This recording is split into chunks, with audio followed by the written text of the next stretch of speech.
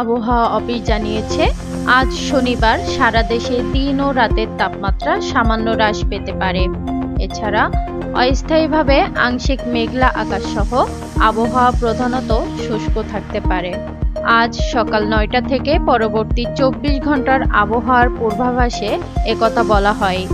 আবহাওয়া অফিস আরও জানায়, শেষ রাত থেকে ভোর পর্যন্ত দেশের উত্তরাঞ্চলের কোথাও কোথাও মাঝারি থেকে ঘন কুয়াশা এবং দেশের অন্যত্র হালকা থেকে মাঝারি ধরনের কুয়াশা পড়তে পারে।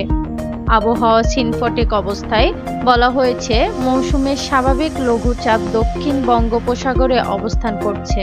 এর বর্ধিতাংশ উত্তর বঙ্গোপসাগর পর্যন্ত বিস্তৃত রয়েছে।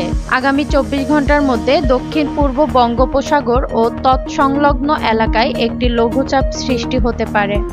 সাগরিকা, প্রহর 24।